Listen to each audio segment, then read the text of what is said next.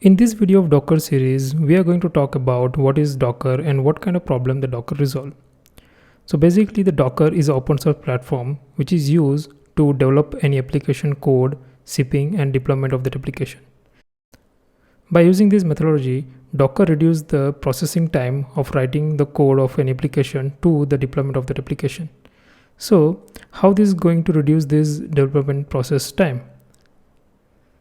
Let's talk about the points which make Docker to reduce the processing time. So I categorize these in three categories. One is development, shipping and deployment. In development, we have environment consistency.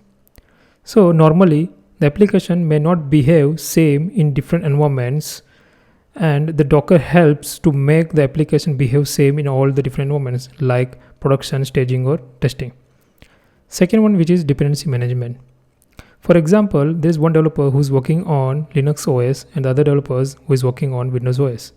So the application may work correctly in Linux OS but might not be work correctly in Windows OS. So Docker helps to make these applications run consistently in different OS. Third one is isolation. Developers separate out the application into different components so that it will avoid the conflicts between the components. Let's talk about shipping. The Docker containerizes the whole application and it can easily ship towards the repository so that any developers can pull it and work very quickly. Also, we can consistently deploy on any server like production or testing or staging server to reduce this processing time. The second is the version control. In version control, you can easily track the application versions by using Docker. Let's talk about the deployment. In deployment, we have orchestration, right? So Docker has the inbuilt tool, which is like Docker Swarm, which makes the deployment very fast by making the automate the whole deployment process. Now let's talk about scalability. In scalability, the Dockers can easily scale up and down the application according to the demands.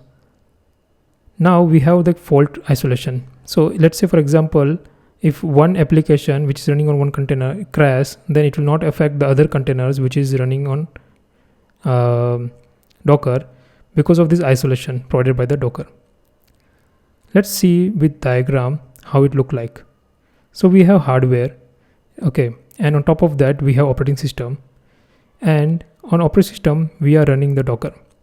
Now these Dockers containerize the every application in isolated environment.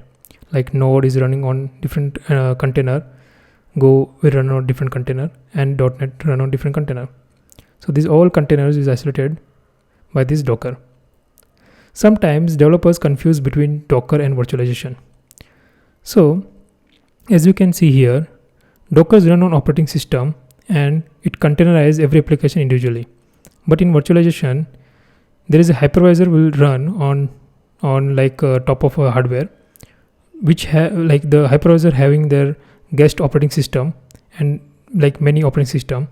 Now each operating system run the one single application.